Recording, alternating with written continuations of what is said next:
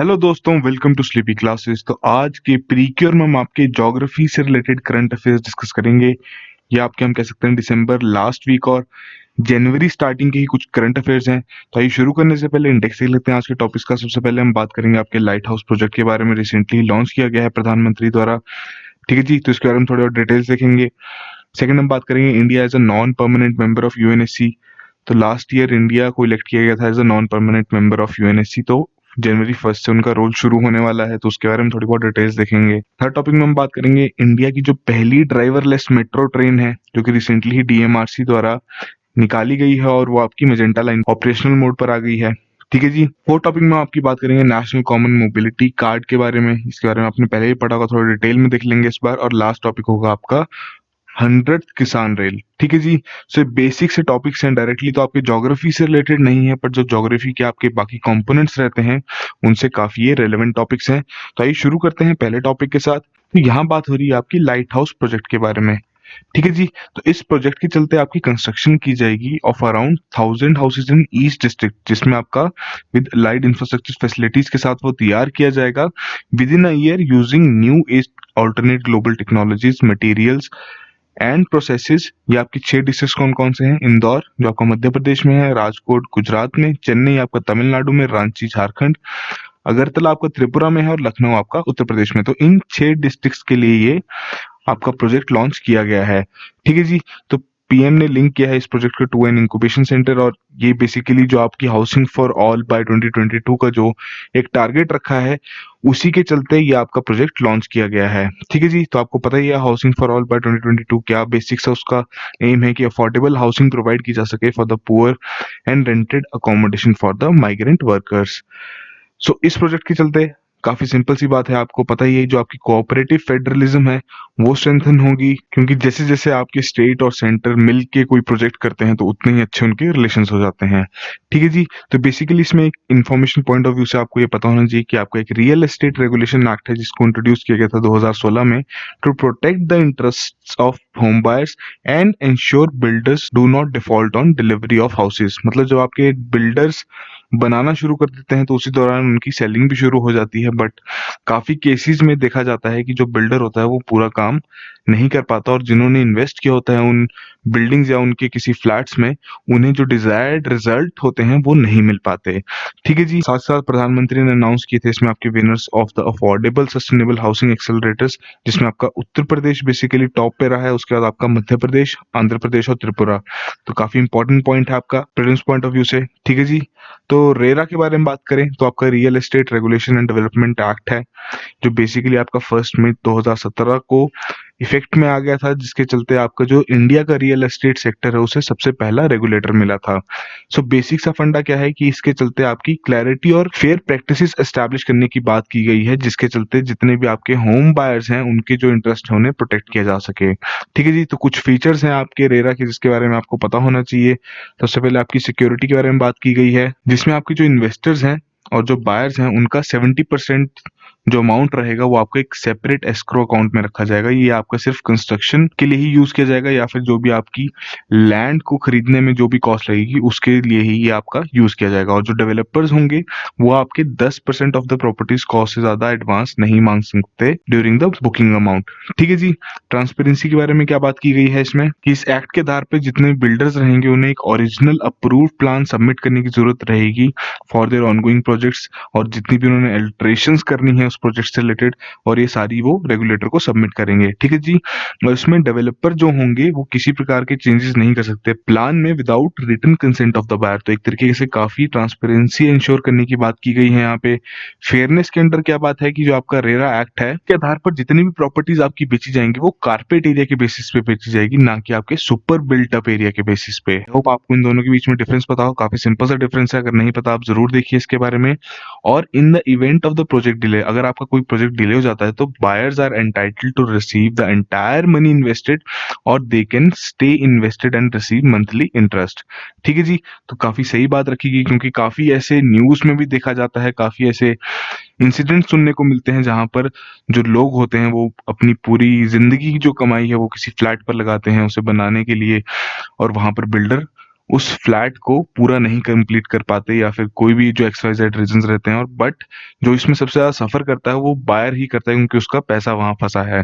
ठीक है जी, तो काफ़ी सही इनिशिएटिव है ये भी। फिर बात की गई है क्वालिटी के बारे में। अगर कोई भी ऐसा इश्यू है जो कि हाइलाइट किया गया है बायर द्वारा रेगुलेटर को within 5 years from the date of possession, तो वो बिल्डर को फिक्स करना है विद इन 30 डेज। ठीक है जी। फिर इसमें आपकी ऑथराइजेशन के बारे में भी बात की गई है कि without registration with the regulator जो डेवलपर होगा वो इनवाइट नहीं कर सकता, एडवर्टाइज नहीं कर सकते, सेल नहीं कर सकते, किसी भी तरीके का जो प्लॉट है उसे बुक नहीं कर सकते किसी भी प्रोजेक्ट का। ठीक है जी। रजिस्ट्रेशन के बाद ही जितनी भी आपके एडवर्टाइजमेंट्स हैं सभी में एक unique project wise RERA registration number दिया जाएगा, उसी के बेसिस पे वो एडवर्टाइजमेंट की जाएगी। तो उससे ये पता लग जाएगा कि ये जो प्रॉपर्टी है ये एक्चुअली रजिस्टर्ड है आपके रेगुलेटर के साथ। तो काफी अच्छा स्टेप लिया गया है इस एक्ट को लाने से। सो ये काफी इंपॉर्टेंट है आपके एग्जाम पॉइंट ऑफ व्यू से भी, तो आप इसको अपने नोट्स में जरूर कंपाइल कीजिए। ठीक है जी। तो कुछ डिटेल्स देख लें आपके लाइट हाउस प्रोजेक्ट से रिलेटेड।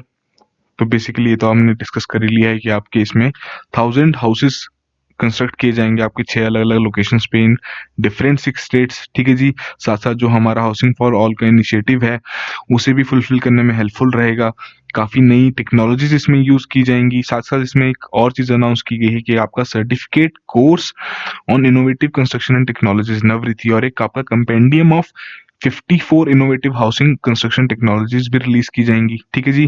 5 इंक्यूबेशन सेंटर्स आपके प्रधानमंत्री आवास योजना अर्बन के अंडर भी लॉन्च किए जाएंगे। ठीक है जी। तो ये बेसिक सी डिटेल्स थी आपके इस टॉपिक से रिलेटेड। आइए अगला टॉपिक देखते हैं।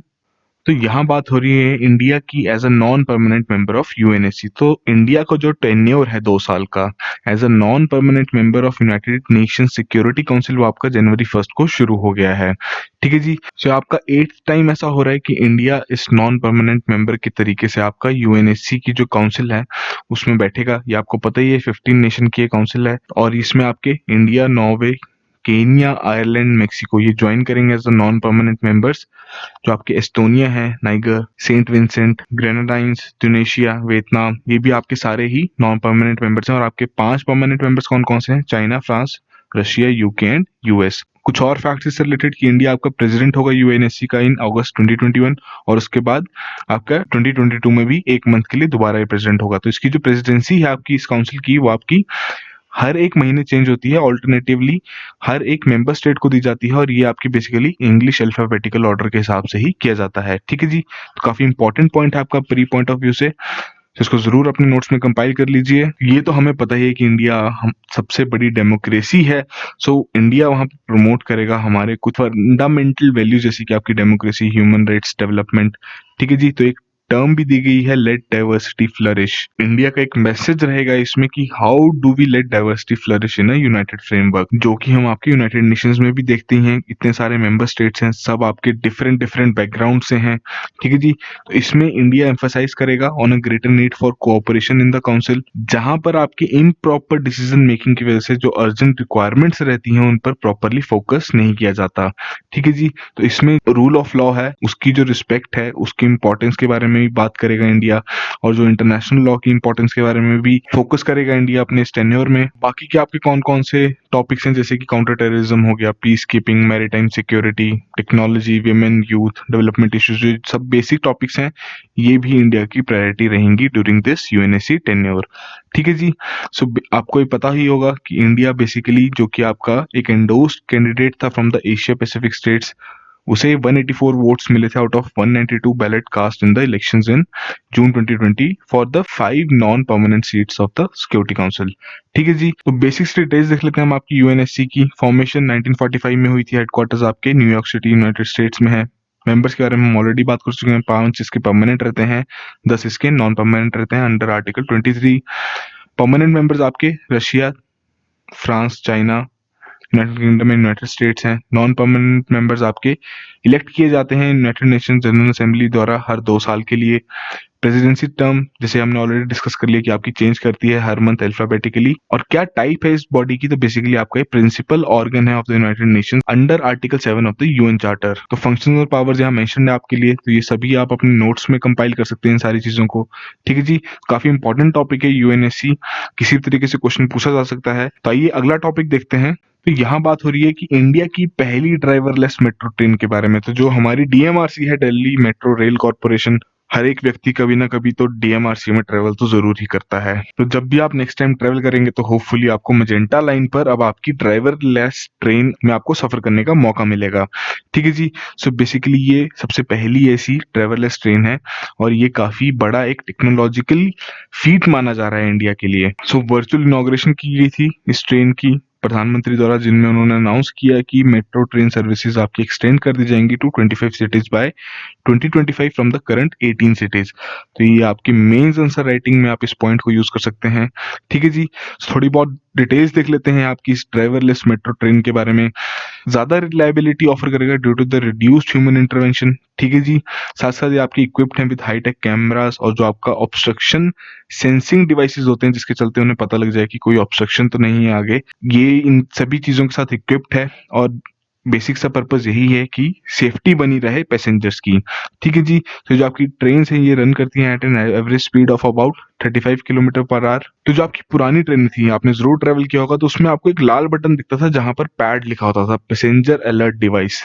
ठीक है जी। तो वो प्रेस करने पर आप ड्राइवर को अलर्ट कर सकते थे। बट अब आपकी जो ड्राइवरलेस ट्रेन है वो आपका ड्राइवर ही नहीं रहा, तो आप अलर्ट किसे करेंगे?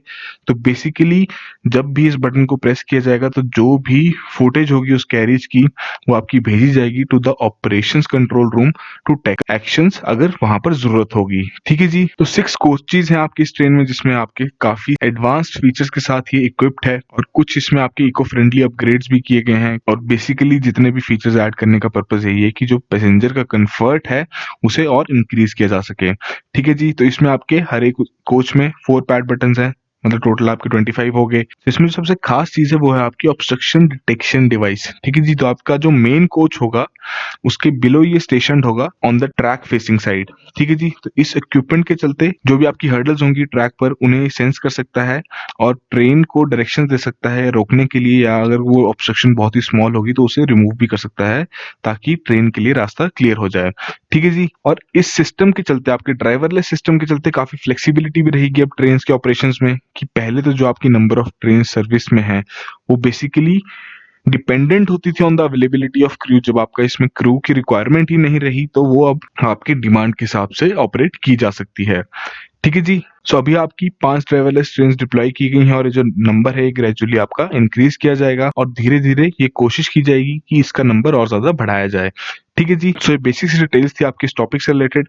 तो आज के 4th टॉपिक में हम बात करते हैं आपके नेशनल कॉमन मोबिलिटी कार्ड के बारे में। ठीक है जी। सो ये आपको पता ही है, नेशनल कॉमन मोबिलिटी कार्ड हमने ऑलरेडी आपका कवर कर चुके हैं, बट रिसेंटली इन्होंने एक्सपैंड की है अपनी reach to the airport express line of the Delhi metro, जो कि आपका ये अहमदाबाद में शुरू किया गया था। ठीक है जी। तो वन नेशन वन कार्ड की पॉलिसी रखी गई है इसके आधार पर, जिसमें आपका एक इंटर ऑपरेबल ट्रांसपोर्ट कार्ड दिया जाएगा जो कि अलाउ करेगा उन कार्ड होल्डर्स को कि वो पे कर सकते हैं अपने बस ट्रैवल के लिए, टोल टैक्सेस के लिए, parking charges, retail shopping and even withdraw money. ठीक है जी। सो बेसिकली जो आइडिया था ये आपकी जो नंदन निलेकानी कमेटी थी, काफी इंपॉर्टेंट है आपके लिए, क्वेश्चन में पूछी जा सकती है, उनके द्वारा रखी गई थी, जो कि आपकी रिजर्व बैंक ऑफ इंडिया द्वारा बनाई गई थी कमेटी। ठीक है जी। सो जो आपका एनसीएमसी है, नेशनल कॉमन मोबिलिटी कार्ड, तो एक तरीके का आपका ऑटोमेटिक फेयर कलेक्शन सिस्टम है। इसके चलते क्या होगा, जो आपका स्मार्टफोन होगा उसे कन्वर्ट कर लिया जाएगा into an interoperable transport card, जिसके चलते जितने भी आपके कंज्यूमर्स हैं, जो भी कम्यूटर्स हैं, वो पे कर सकते हैं मेट्रो बस सर्विसेज के लिए, सब अर्बन रेलवे सर्विसेज के लिए थ्रू दिस ट्रांसपोर्ट कार्ड। ठीक है जी। सो बेसिकली आपका रन करता है ऑन रुपए कार्ड और जितनी भी आपकी स्टोर्ड वैल्यू होगी इस कार्ड में वो सपोर्ट करेगी offline transactions across all travel needs with minimal financial risk to involved stakeholders. ठीक है जी। तो इसमें जो आपकी ministry of housing and urban affairs है उनके द्वारा ही आपका नेशनल कॉमन मोबिलिटी कार्ड लाया गया है, जिसके चलते एक सीमलेस ट्रेवल एक्सपीरियंस किया जा सके by different metros and other transport systems across the country besides retail shopping and purchases. ठीक है जी। बेसिक सी नीड क्या थी अगर हम बात करें आपके इस एनसीएमसी की, क्योंकि जो पब्लिक ट्रांसपोर्ट है वो एक्सटेंसिवली आपका इंडिया में यूज किया जाता है। पहली बात, एक कन्वीनियंट मोड है। ट्रैवल करने के लिए साथ-साथ आपका काफ़ी इकोनॉमिकल भी है और सभी जो क्लासेस ऑफ सोसाइटी हैं उन्हें ये सर्व कर देता है। सो मोस्टली आपकी कैश ही एक प्रेफर्ड मोड ऑफ पेमेंट थी जब भी आपको ऐसे कहीं ट्रैवल करना हो और अपना फेयर पे करना हो। बट अब मल्टीपल चैलेंजेस हैं आपकी कैश पेमेंट से रिलेटेड, कैश हैंडलिंग, कि आपके जो रेवेन्यू है वो लीक हो सकते हैं, कैश रिकंसिलिएशन। तो उसी के चलते इन सभी चैलेंजेस को एड्रेस करने के लिए आपका ये एनसीएमसी का एक कंसेप्ट लाया गया और इसे अब इम्प्लीमेंट भी किया जा रहा है। ठीक है जी, यहाँ पर आपकी वन नेशन वन कार्ड से रिलेटेड कुछ फैक्ट्स मेंशन्ड हैं। आप इन्हें अपने नोट्स में कंपाइल कर सकते हैं या आप अपने मेंस आंसर राइटिंग में भी इन नोट्स को यूज कर सकते हैं। ठीक है जी, तो बेसिक डिटेल्स थी आपके इस टॉपिक से रिलेटेड। आइए आज का लास्ट टॉपिक देखते हैं। सिर्फ एक ही स्लाइड का आपका टॉपिक है कि 100th Kisan rail it was recently flagged off by the prime minister of India, जो कि आपका संगोला महाराष्ट्र से चली to Shalimar in West Bengal. ठीक है जी, तो रेलवेज ने लॉन्च की हैं ये आपकी किसान रेल्स, जिसके चलते एक mobile cold storage facility provide की जा सके ताकि जो आपके फ्रूट्स, वेजिटेबल, मिल्क, फिश या जितने भी इस तरीके के पेरिशेबल्स हैं उन्हें ट्रांसपोर्ट किया जा सके from one place to another और उनकी क्वालिटी में किसी प्रकार का कोई फर्क ना आए। ठीक है जी, सो ये जो किसान रेल सर्विस है ये काफी एक मेजर स्टेप माना जा रहा है towards increasing the income of farmers, जो कि एक भारत सरकार का मिशन भी है। ठीक है जी, इसमें खास बात क्या है कि किसी प्रकार की कोई मिनिमम क्वांटिटी फिक्स नहीं की गई है अगर आपको अपना जो सामान है वो ट्रांसपोर्ट करना है थ्रू किसान रेल। आज जो आपका स्मॉलेस्ट प्रोड्यूस भी होगा, अगर किसी स्मॉल फार्मर का एक स्मॉलेस्ट प्रोड्यूस भी होगा तो उसे भी बड़ी मार्केट्स तक पहुंचाया जा सकता है एट अ लोअर प्राइस। ठीक है जी, तो इसमें आपकी दो चीजें हैं, किसान रेल और कृषि उड़ान, जो कि आपकी एग्रीकल्चरल फ्लाइट्स हैं। सो इसी के चलते काफी ये पॉसिबल हुआ है फार्मर्स के लिए to sell their crops in other states. So इसमें खास बात कि आपके पेरिशेबल रेल कार्गो सेंटर्स आपके बनाए जा रहे हैं in the vicinity of railway station, ताकि वहां पर फार्मर्स अपना जितना भी प्रोड्यूस है उसे स्टोर कर सकें। ठीक है जी, और इसी तरीके से नई नई टेक्नोलॉजीज या जो जो नए नए एक्सपीरियंसेस हैं बाकी देशों से उन्हें इनकॉर्पोरेट किया जा रहा है इंडियन एग्रीकल्चर में। सो ये बेसिक सी डिटेल्स थी, काफी छोटा सा टॉपिक था आपका रिलेटेड टू किसान रेल। तो आज के हमारे 5 टॉपिक्स यहीं कंप्लीट होते हैं। आई होप आपने यहाँ कुछ ना कुछ गेन तो जरूर किया हो। तो जो भी टॉपिक्स आपको लगते हैं जो आपने पहले नहीं पढ़े हैं या आपको उसके बारे में उतनी नॉलेज नहीं है तो जरूर उनको अपने नोट्स में कंपाइल कीजिए और इसी तरीके से रेगुलरली करंट अफेयर्स फॉलो करते रहिए प्रीक्योर में। और जो शाम के आपके 5 क्वेश्चन आते हैं प्रीमिक्स में उसको भी रेगुलरली अटेम्प्ट कीजिए, क्योंकि हार्डली आपका 15 मिनट्स का लेक्चर होता है। जितनी ज्यादा आप प्रैक्टिस करेंगे प्रीवियस क्वेश्चंस की उतना ही ज्यादा आपका इन्फॉर्मेशन का जो हम कह सकते हैं डोमेन आपका बढ़ेगा, उतनी ही चीजें आप रिटेन कर पाएंगे और उतना ही अच्छा आपका स्कोर आएगा। सो आज के लिए इतना ही। All the very best.